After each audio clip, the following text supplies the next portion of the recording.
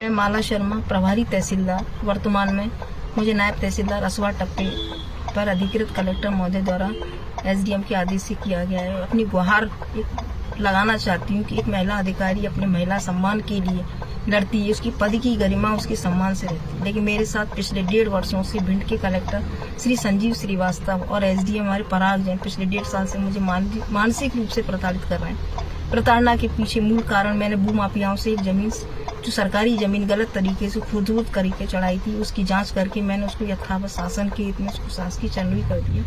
लेकिन उसके करने के उपरांत से ही मेरे साथ मानसिक प्रताड़ना का प्रारंभिक दौर शुरू हो गया।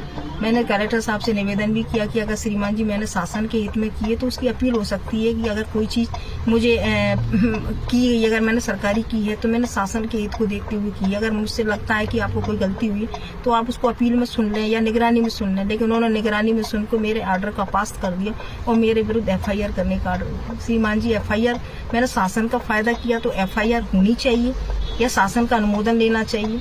लेकिन बात यहीं तक खत्म हुई। मेरे को जानबूझकर उन्होंने नायब तहसीलदार टप्पे पर भेज दिया, मेरे को बहुत अटैच कर दिया। जब मुझे लगा कि मेरे साथ अन्याय बहुत ज़्यादा हो रहा है तो मैंने न्यायालय के शरणागत होकर अपनी अपील पेश करी, जहां से मुझे अटैचमेंट के विरुद्ध मुझे स्टे प्राप्त हुआ। जब स्टे प्राप्त हुआ तो मैंने कलेक्टर साहब के यहाँ भी गुहार लगाई कि मेरे स्टे का पालन करते हुए मुझे यथावत तहसीलदार मुँह पर वापस किया जाए। उन्होंने 1.5 महीने तक मेरे स्टे को ना मानते हुए 1.5 महीने बाद माना तो सही, लेकिन केवल नाम के रूप में मुझे तहसीलदार अधिकृत कर दिया। लेकिन मेरे मूल अधिकार सारे छीन लिए और मुझे बिना अधिकारों का तहसीलदार बनाकर तहसीलदार मुंह में रख दिया। मैं श्रीमान जी कलेक्टर साहब से भी मिली कि श्रीमान जी, अगर मुझसे कोई भूलवश त्रुटियां हुई हैं, अगर मुझे लगता है कि मैंने ये सरकारी कर दी तो मुझे बता दिया जाता कि माला तुमको ये नहीं करना है। लेकिन मुझे ऐसा कोई आदेश जब प्राप्त नहीं हुआ तो मैंने उनके आवेदन, चूंकि एक शिकायती आवेदन कलेक्टर साहब के यहाँ से मार्क करके आया था, उसी पर सुनवाई करते हुए मैंने कार्रवाई की थी। लेकिन कलेक्टर साहब से क्षमा मांगने के बाद भी मैंने 25 आदमियों के सामने क्षमा मांगी, श्रीमान जी अगर कोई भूलवश त्रुटि हुई तो मुझे क्षमा कर दिया जाए, पर मेरे साथ दुर्भावना ना कीजिए। लेकिन उन्होंने मेरी बात को नजरअंदाज करते हुए मेरे साथ दुर्भावना करना शुरू कर दिया। मेरी पिछले साल से मेरा इंक्रीमेंट नहीं लगाया, सभी अधिकारियों को लगा दिया, केवल मुझे कर दिया। और मुझे आए दिन इतना टॉर्चर कर रहे हैं कि मुझे अभी भी अटैचमेंट कर दिया, जबकि शासन के नियम में 2025 के नियम में ये साफ निर्देशित है कि किसी भी प्रकार का अटैचमेंट नहीं होगा। लेकिन 2024 का अटैचमेंट को मेरे ऊपर फॉलो करके मुझे गोद कार्यालय में SDM साहब के अटैच कर दिया।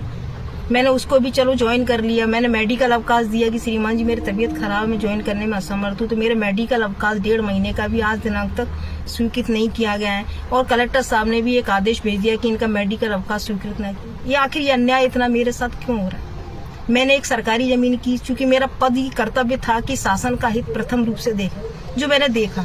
लेकिन मुझे ये नहीं पता था कि शासन का करने से मुझे इतनी मानसिक टॉर्चर कि आज मुझे माननीय मुख्यमंत्री जी से भी मैं गुहार लगा रही हूँ कि उनकी नीतियों में भी महिलाओं के प्रति एक सम्मानी दृष्टिकोण है कि महिलाएं एक सशक्त होकर काम करें, सुरक्षात्मक काम करें। लेकिन उन सब चीजों को दरकिरार करते हुए एक भिंड कलेक्टर और SDM इतने मतलब इंटेंशन, सिर्फ द्वेष की भावना से, ईगो की भावना से, या तो मुझे बता दें कि ईगो कैसे शांत हो।